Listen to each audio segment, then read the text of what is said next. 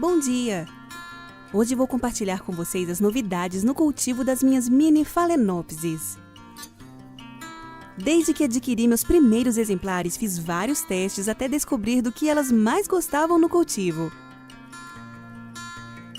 O primeiro foi com um vaso auto-irrigável, de garrafa PET, que por sinal elas gostaram bastante. E fiz também um replante nas árvores, que tem suas vantagens e desvantagens. Já tem um vídeo aqui no canal onde eu falo um pouco mais sobre isso. No momento, a maior mudança que fiz no cultivo foi em relação ao substrato.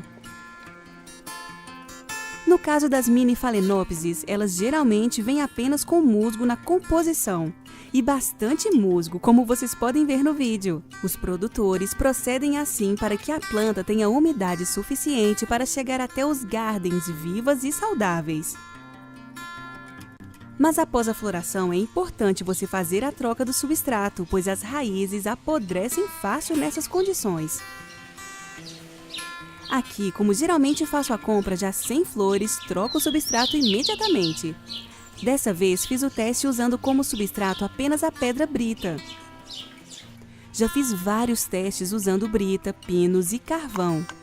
Mas descobri que para quem usa os adubos foliares, o carvão não é muito indicado. Então mudei o substrato. Como o vaso é muito pequeno, resolvi usar dessa vez somente a brita e um tiquinho de musgo só na parte de cima do substrato.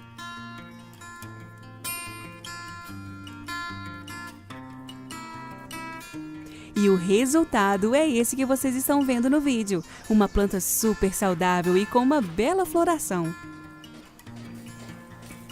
As regas são diárias no tempo da estiagem e rego com a água da torneira mesmo. E no tempo da chuva, deixo as regas somente por conta da água da chuva. Mas você deve observar o clima de sua região para delimitar essa quantidade.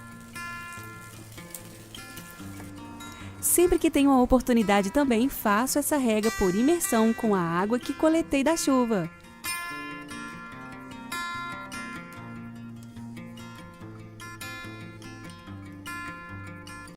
Já em relação à adubação, estou alternando entre os foliares, tanto de manutenção quanto de floração, os orgânicos e a adubação que é feita pela própria natureza.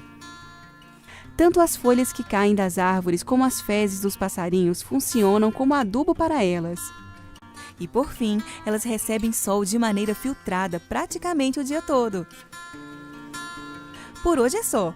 E não se esqueçam de deixar o seu joinha, compartilhar esse vídeo com os amigos e ativar o sininho. Assim, vocês serão sempre notificados quando eu postar novos vídeos.